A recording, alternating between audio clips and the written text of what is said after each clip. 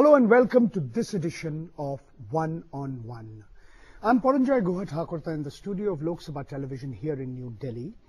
And in this edition of the program, we feature an extraordinary person, an extraordinary woman, a person who's lived through abject poverty, terrible discrimination, abuse, hurt, rancor, and emerged out of that terrible experience as not just a better human being, as a person who is today seeking to inspire others, motivate others, tell others how despite the circumstances of their birth, their life, they can not just aspire to be better human beings themselves, but be able to ensure that others around them improve their lives, their minds, and become better citizens of the planet that we live in. And amidst it all is a very, very unusual experience, the Anglo-Indian experience. Let me welcome the author of this book, Indian English, a memoir. I'm happy to have with me here in the studio of Loksabha television, Jillian Haslam. For the benefit of our viewers, I should inform them that you were born and brought up in Kolkata to an Anglo-Indian family. Yes. And you grew up under very, very difficult circumstances about which we'll talk about. Currently residing in the United Kingdom, in London. Yeah. And you have your own organization where you try to motivate others and teach others how to help themselves and, among other things, become better human beings and better speakers. Am I correct? Precisely, of course. Okay, Absolutely. Jillian. Let's start with the beginning of your book. Okay. What is it to be an Anglo-Indian? As you said, the dictionary defines it in numerous different ways. We know that the British colonized India for a few centuries. Yes. And within India there remain individuals who belonged to two worlds. Correct. You quote your late father saying, quoting Rudyard Kipling, the West is West, the East is West, East is East, and never the twain shall meet. Yet, within the Anglo-Indian community, the two did meet, albeit perhaps not in the best of situations, best of circumstances. Yeah. But when you come to defining, if I may call, the Anglo-Indian experience, how do you define such a person? Is it as simple as trying to say, these are people who were born out of individuals who have British ancestry, who married or had children with Indian individual people from India? Would that be a very, very simple way to define it? Paranjoy, many people actually explain it that way. And I know when I was researching the book to actually find the correct definition for the word Anglo-Indian, it was an eye-opener, really.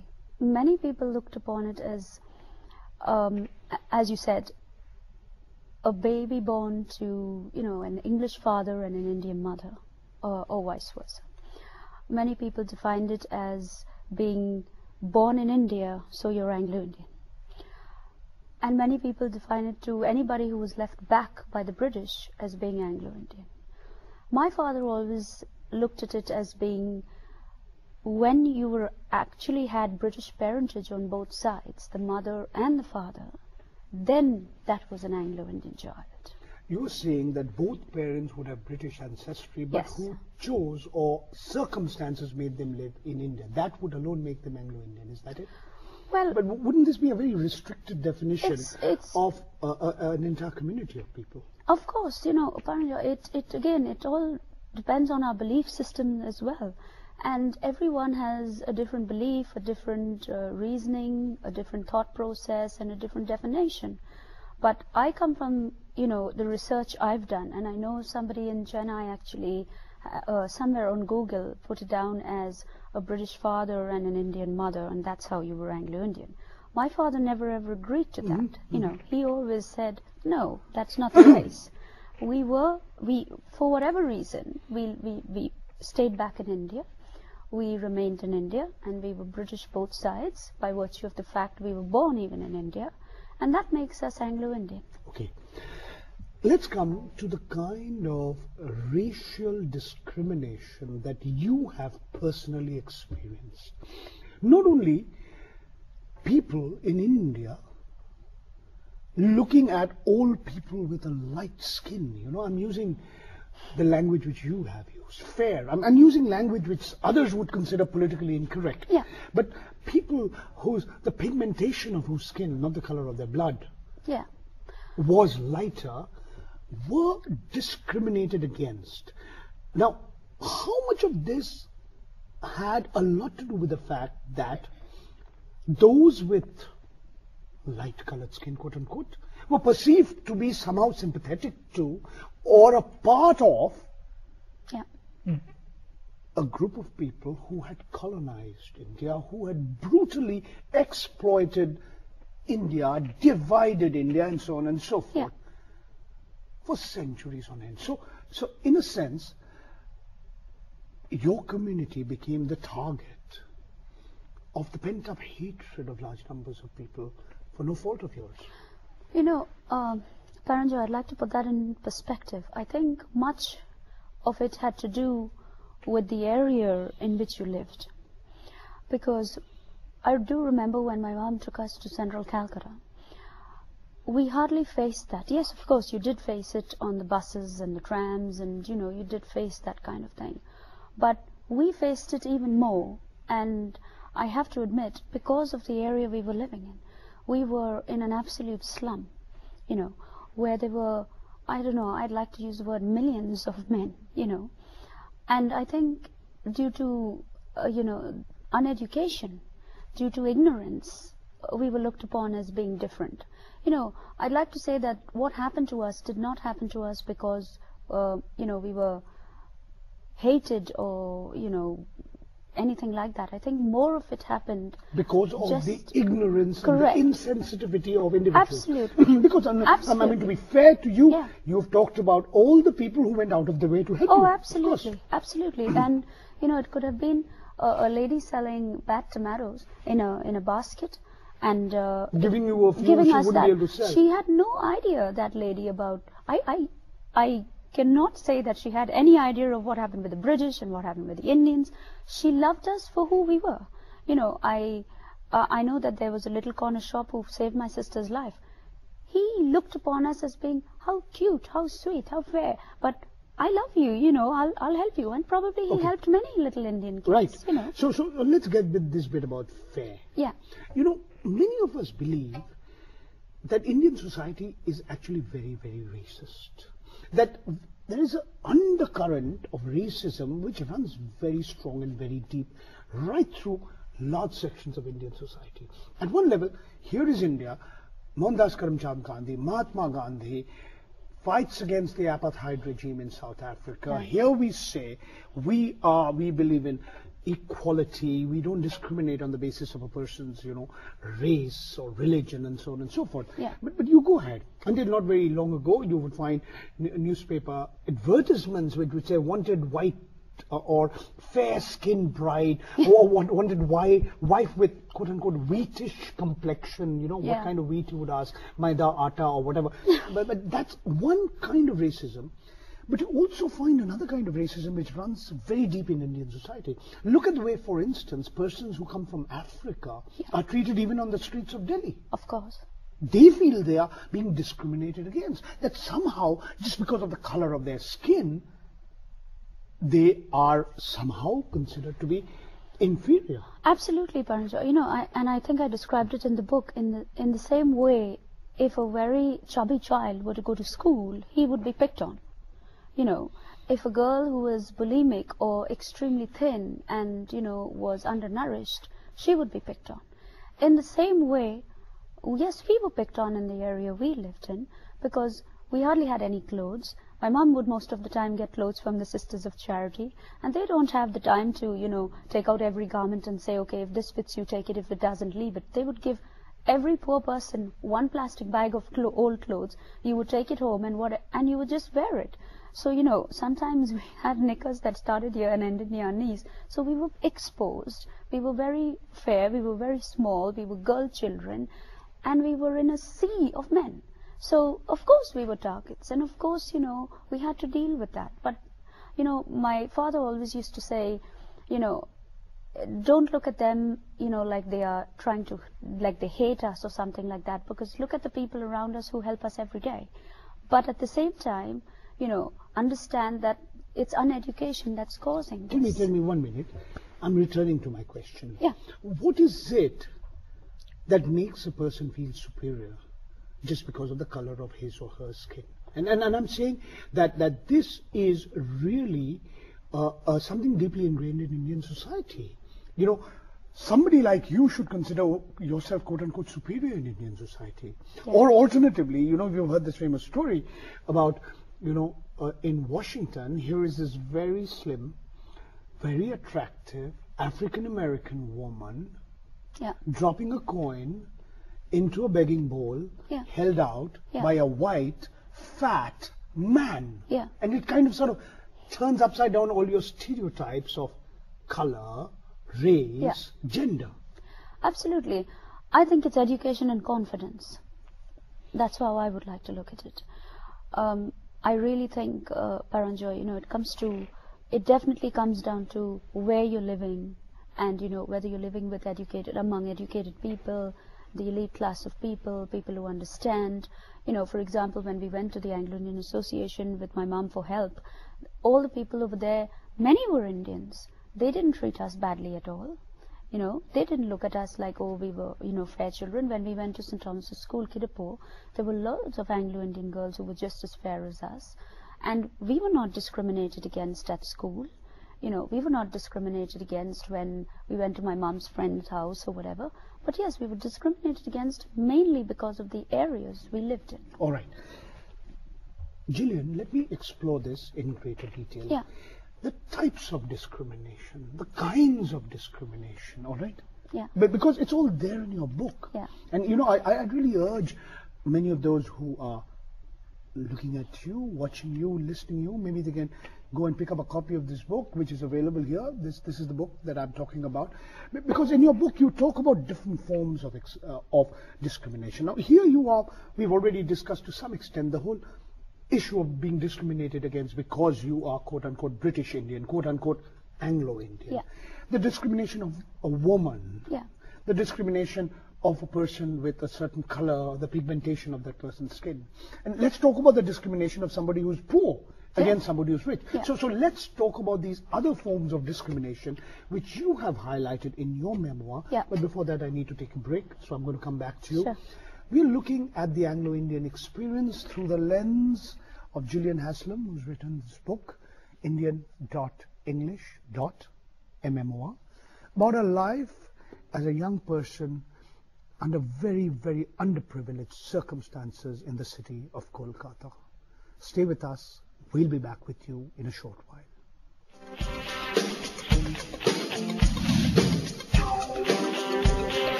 Welcome back to our discussion on the Anglo-Indian experience, on different kinds of discrimination faced by a person who came from an underprivileged background.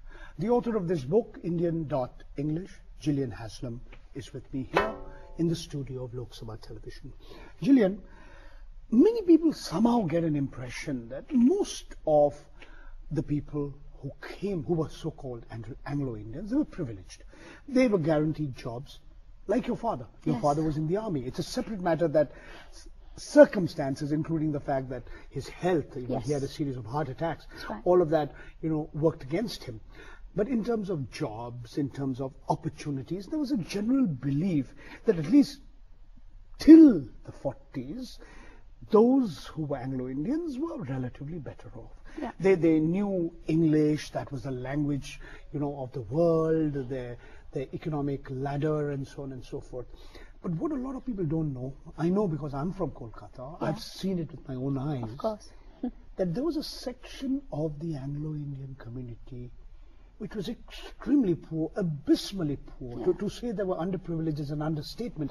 They were way, way below the poverty line. Absolutely. You have actually highlighted some of that experience, very, very moving experience. What it means to go to bed hungry, what it means to desperately look for leftovers, what to do to depend on somebody's kindness for a little morsel. Maybe you can talk about this. Sorry. It's all right. Yeah, it was very difficult.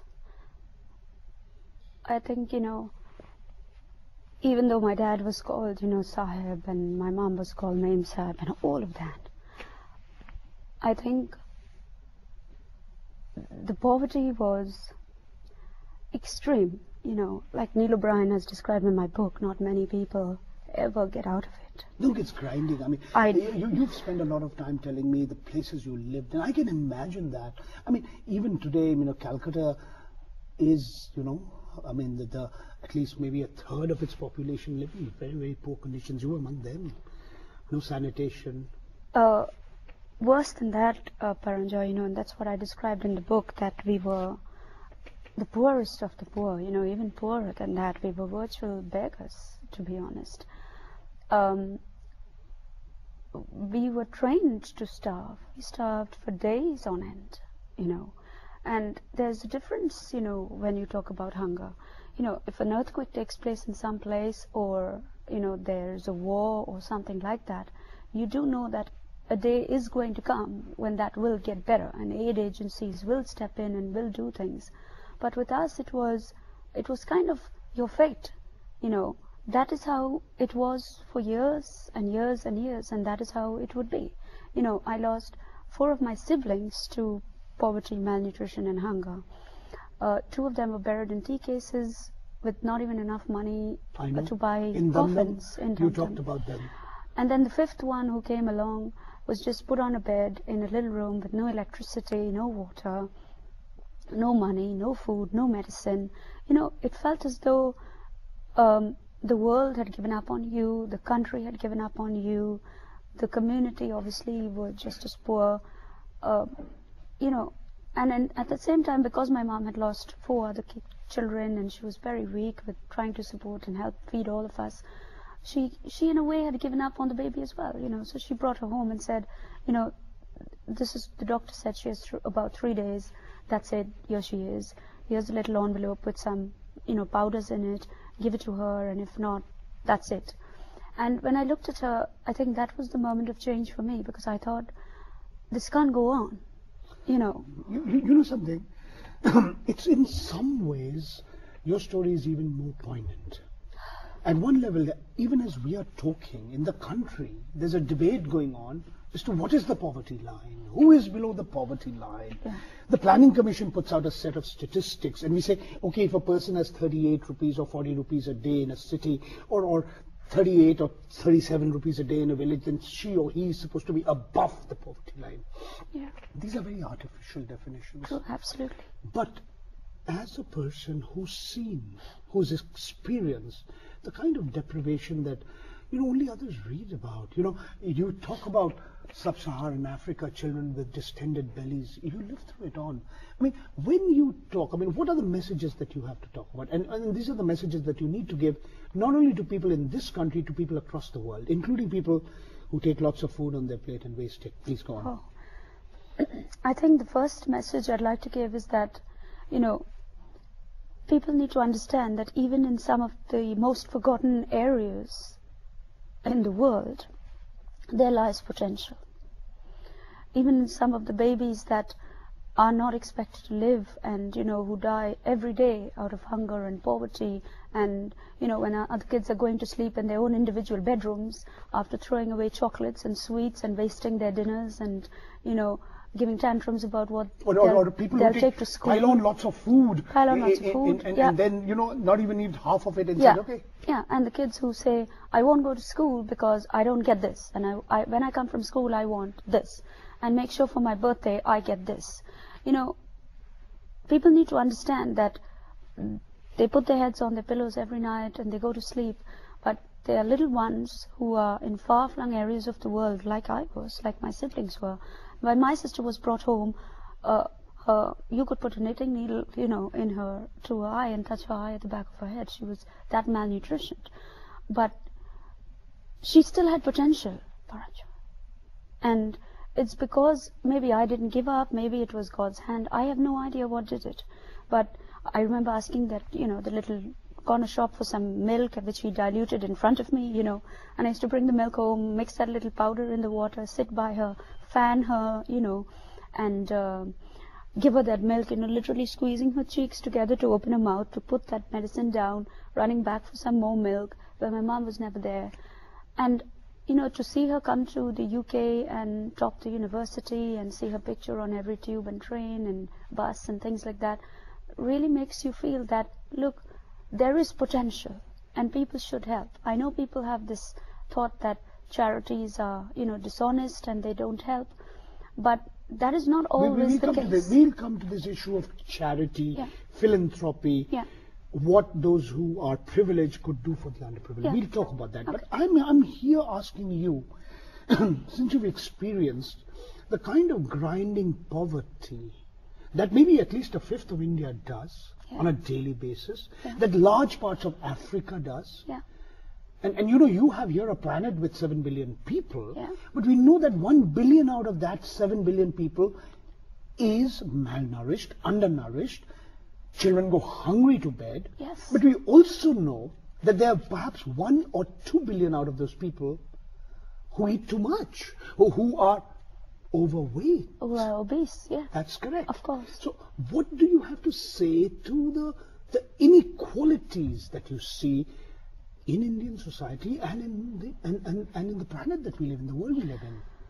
Paranjoy, I was in Calcutta lately in a huge shopping center, and there was this lady who walked in with her 2 kids and her husband, and she sat at a table, and the table was enough for 6 people to sit, but we were all standing waiting with our food, and we asked her, could we sit down? And she said, no, all these seats are taken. And there was just her and her husband and her 2 kids. And she ordered so much of food that was on that table, enough to cover the whole table. And I definitely knew that she could not eat all of it. But the reason she had ordered it and spaced it out is because she didn't want to share the table with anyone else. And we were standing by her and saying, can we sit? And another 2 guys asked her, and she refused to let anyone sit. She wanted it just for her family. And then from her bag, she took out some other puris and some other curry and all of that. And it was like a picnic in a shopping center. But if you really look at what happened there, I was really looking at it and I was thinking of my own story. There was pure and utter selfishness. Selfishness not to share and let anyone else sit down to just eat their food. Selfishness, with so much of food that eventually, they finished their food, they wasted half of it, and they walked away, and the guy just came and threw, everything away. And I just think people need to, I don't think people really fully get it, of what hunger is, that, more than 7,000 or 10,000 people sleep every night, never to wake up, not because they suffer from some disease, but because they suffer from hunger. And I got to know this information because I was putting through an NGO proposal to the Indian government, and I found this information and it shocked me.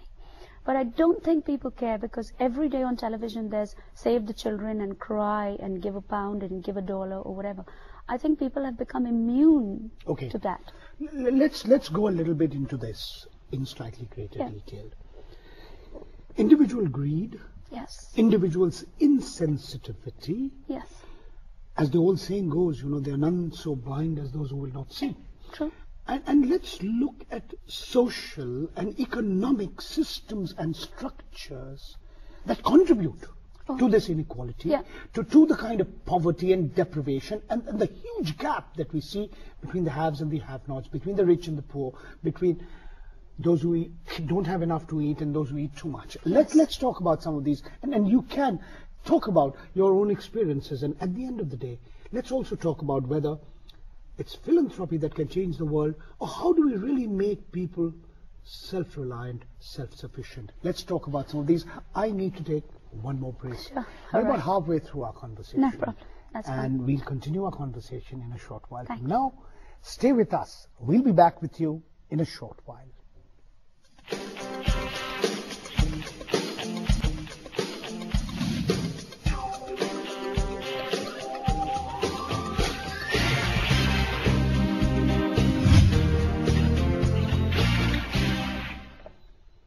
Welcome back to this conversation with Jillian Haslam, born into poverty, deprivation, discrimination, and today motivates others. Is today not just self-sufficient, is today believes that even the most underprivileged person has in her and in him the potential not only to become a better human being, but to make others better as well.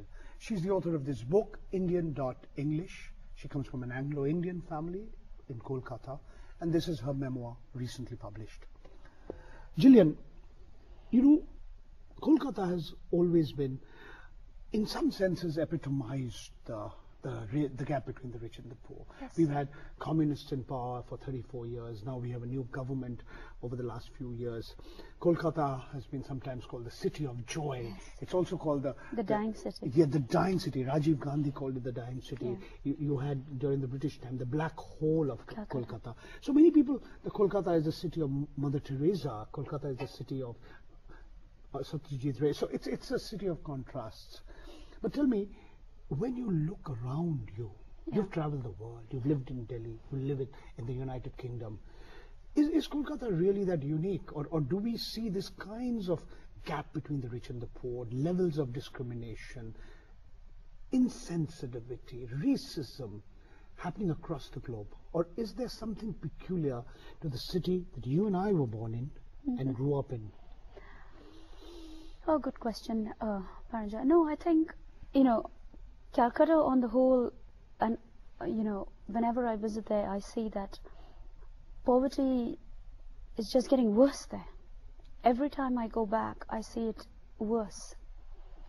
And of course, I see the streets worse, and I see, the people, looking even more tired and even more run down.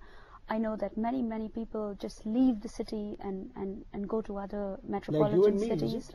Like you and me, and that's why, I say in some of my interviews that, many people in India, and I know many people abroad very well, Indians, many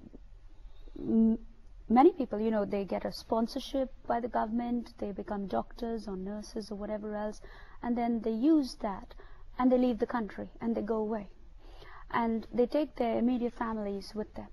And then they live great lives abroad, and, they live sometimes in the lap of luxury, but they never come back. Yeah, you call themselves non-resident Indians. Yes. Their heart bleeds for the poor in India. What about the resident non-Indians, the RNIs, who live in their gated colonies, who have everything? They have electricity, they have water, they have a retinue of servants to look after all their creature comforts. They don't need a washing machine because their maidservant will wash their undies for them. They're fairly far removed from reality as well. Oh. Who's worse, the RNI or the NRI? Both, if you were to ask me. I see both sides, Paranjoy, because I've lived abroad so long. I see that even the people abroad, many people do help, but majority just don't. Once they move their families, they come back, and with all the pomp and show and all the money and all the foreign goods and whatever else, and it's never a thought of, I'll give back, I will come back. And you say, yes, the British took everything from India, and yes, the British did this and that and the other. Of course they did. My father was the first to accept it. But what are you doing in a different way? You're taking everything as well and giving nothing back. I think there needs to be a way that people should try and make an effort to give back. I don't see, Paranjoy, anyone becoming poor by giving something back. 1 minute. There are some people who argue that there's a virtue in selfishness. Ayn Rand actually wrote a book called The Virtue of Selfishness. There are people who believe that human beings are inherently selfish. Of course they are. They're first bothered about themselves, then they're bothered about their near and dear ones, their family, then they start thinking a little bit about the community, then about the society they live in, then about the country they live in, and last of all, the world they live in. Yes. Is that this kind of selfishness ingrained in human nature? Or is it that, unlike a person like you, how do you motivate others to believing that by giving, you gain yourself? Oh my, it's clear. Listen to the movie The Lion King. It's a circle of life. You never take more than you give. My father always used to say that. You never accept more than what you give. And the moment you start to do that, and the moment you start to keep accepting in any way, shape or form, I even tell this to children, you know, you do not have to give your parents back by way of money and pay the rent or the bills or anything like that. But you do have a responsibility to give back.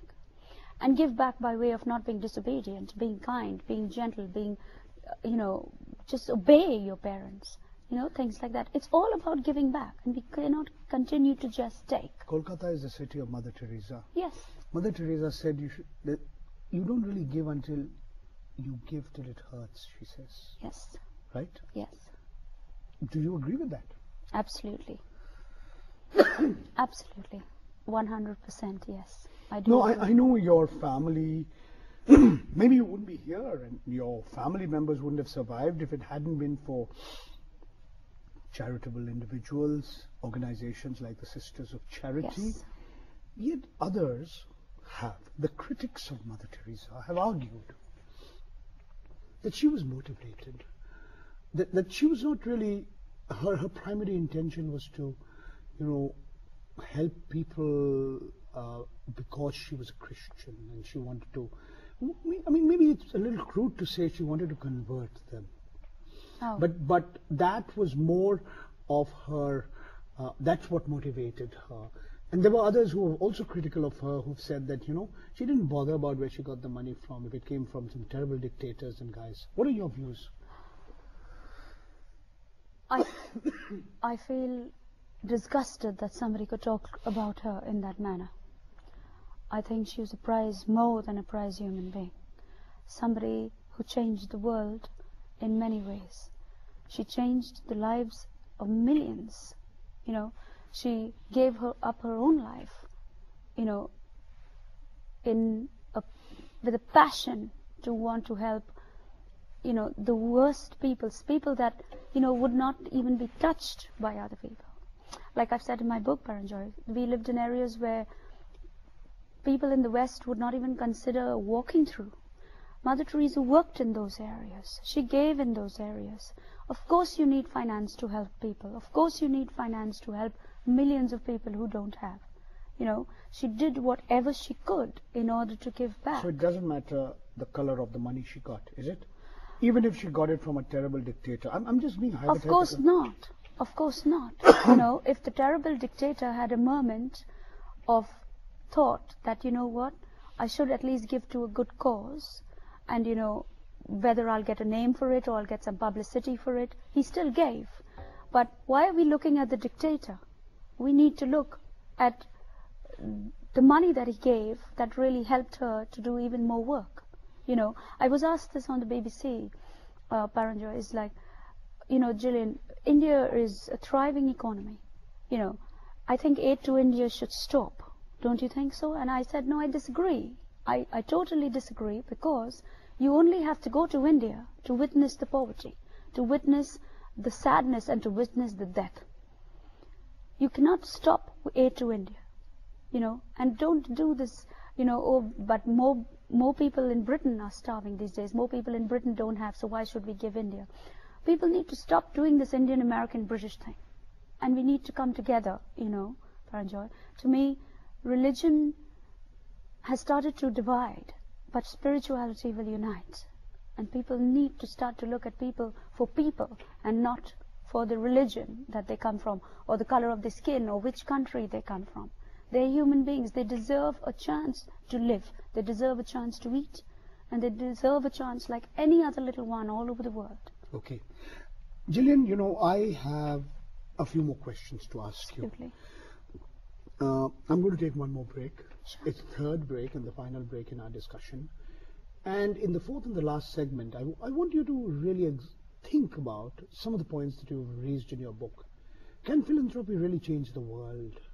Or is it far more important to ensure that those who are underprivileged, those who are poor, those who are unemployed, be empowered? So, and then the question would be, how do you empower them? Can you empower them just by giving them a dole or a handout?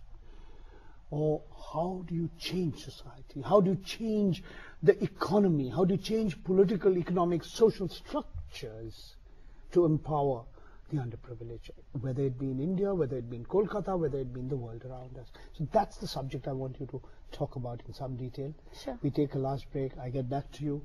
We're looking at an amazing person here. I mean, we are listening to Jillian Haslam. She grew up in grinding poverty in Kolkata. She is an Anglo-Indian, and you would have thought that Anglo-Indians are relatively better off, but she grew up and was barely able to survive. Her siblings died in front of her. She grew up under most difficult circumstances. If you want to know more about that, you can read this book that she's written, Indian.English, a memoir. We'll continue this conversation with her in a short while from now. Stay with us. Welcome back to the fourth and the final segment of this conversation with Jillian Haslam, now living in the United Kingdom, born in abject poverty in Kolkata, author of Indian.English, a memoir, born and brought up in an Anglo-Indian family, now teaches others, motivates others. Jillian, you believe that many in your family wouldn't have been able to survive, including you yourself, if there were not enough within that grinding poverty, that terrible discrimination, those lustful men who looked on women like you as objects of sex. That even within that terrible society, there were individuals who helped. They were generous to a fault. And without their help, without their philanthropy, without their kindness, you yourself as an individual and your family wouldn't have been survived. You wouldn't have been around here today. But do you believe that that's really the way to change the world? By those who are already privileged saying, okay, I'm going to help the underprivileged. I'm going to clear my conscience. I drop a few coins in the hands of a beggar. Paranjoy, drop by drop the ocean fills, right? And I think, as President Obama said, we all continue to look for success in some way or the other. But it's only when we attach ourselves or our bandwagon to something of a greater purpose that we are, success, we reach success, we find success.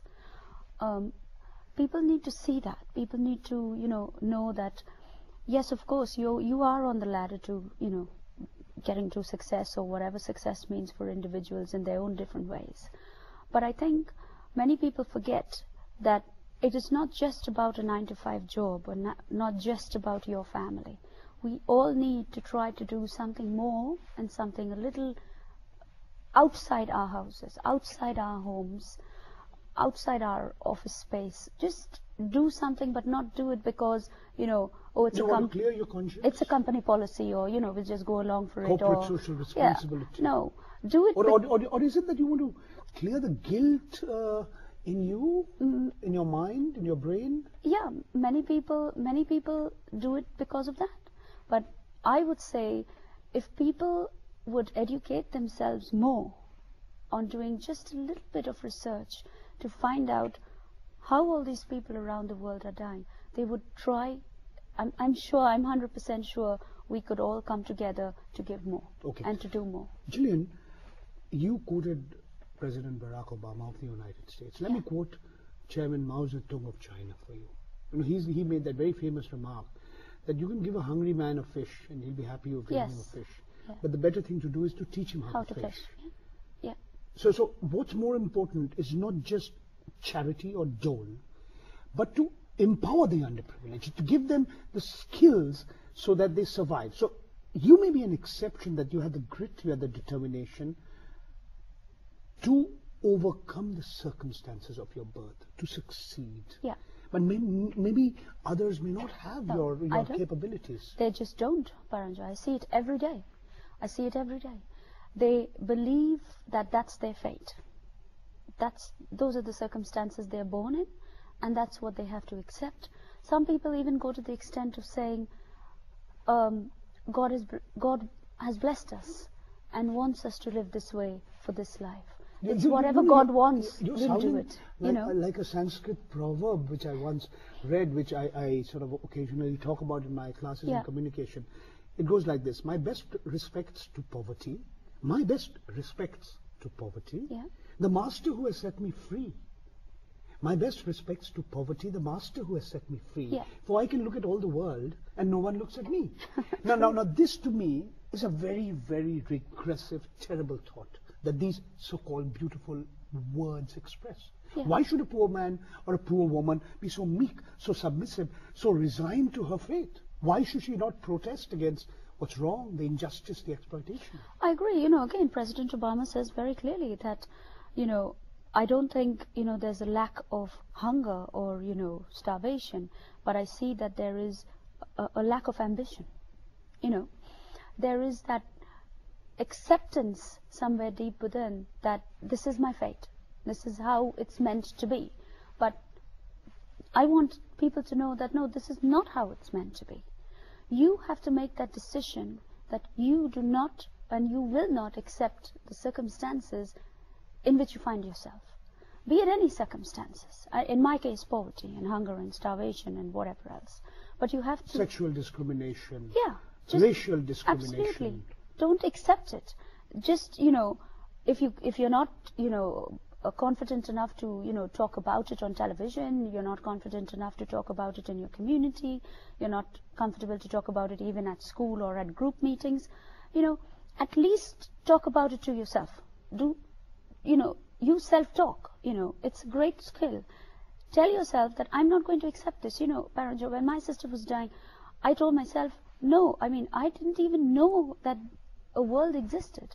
I didn't even know, of course, the internet and television and all didn't exist, but for us, I didn't have a clue that anything existed outside that room, or that slum. Young. Yeah, I was very young, but I believed, it's the power of belief without having seen. That is the first step to you changing your life. The brain is a fantastic tool. We have been gifted with that. As we Christians say, God has created us in His own image. He's given us this remarkable tool to, as a gift, but He's also given us the power of choice. But I'm here asking you, yeah. Is faith enough? Is faith and belief enough? No.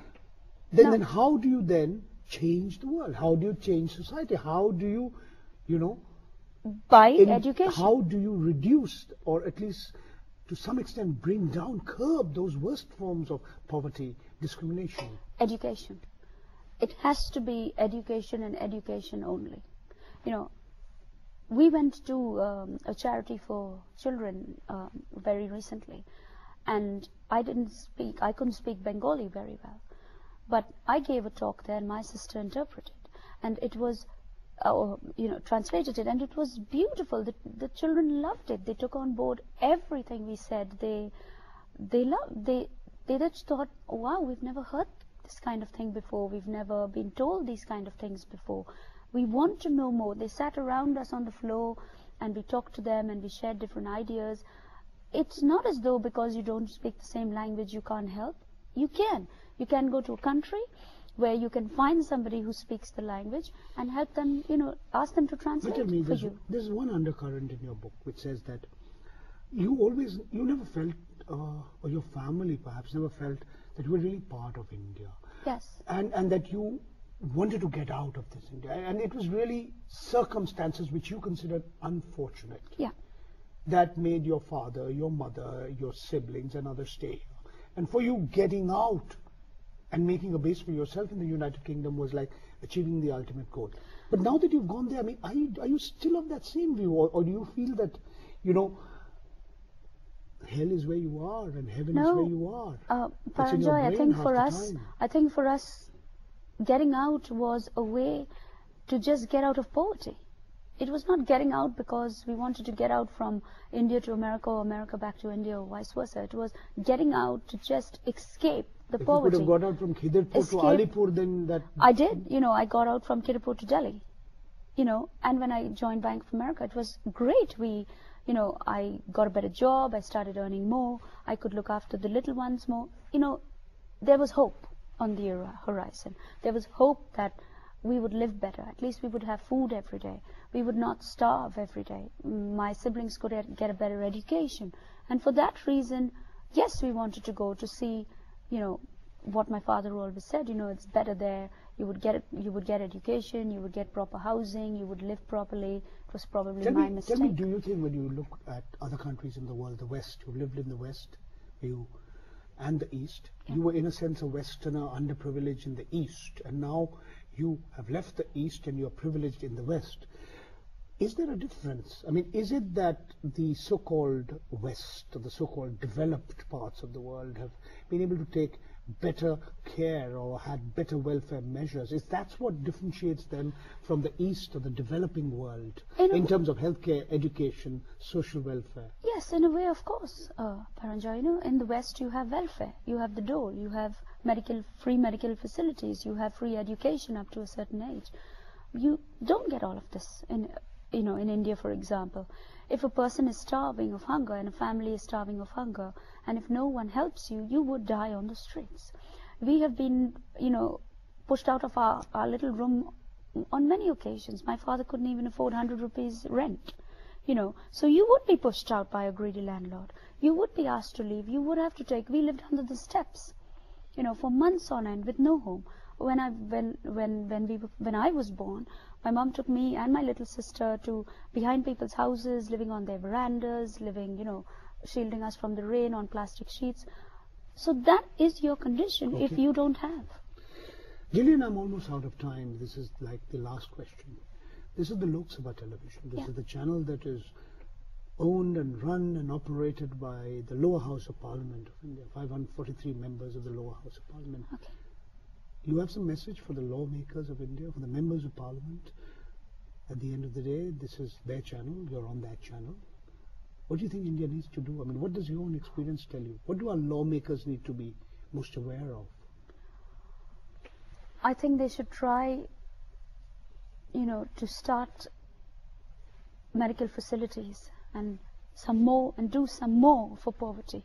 Because even though India is looked upon these days as this great, economic power, it's still looked upon as a third world country. It's still looked upon as having some of the worst cases of poverty and hunger, and I think malnutrition and discrimination. Oh, everything. And I think the West isn't looked upon very much like that. There are a few cases everywhere, yes, but India is still regarded as being, you only have to have a conversation with anyone around the world, and you said, have you seen that in India? Have you seen how bad it is in India? Have you seen a man covered with flies on the road and nobody even puts a sweet in his mouth?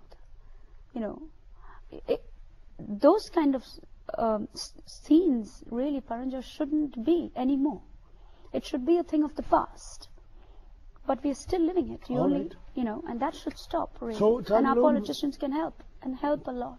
Time alone will tell whether that changes or not. You don't have children, but maybe your nephews and nieces and their children, what kind of India they live in, and whether that India would be a better India than one your parents grew up in. Time alone will tell. That's the reason why I wrote the book, Paranjoy. I never wrote the book because I wanted someone to know my sad story. I've moved on and I'm a very positive person. It's not about that. It's just to tell people that this is how it is. Okay.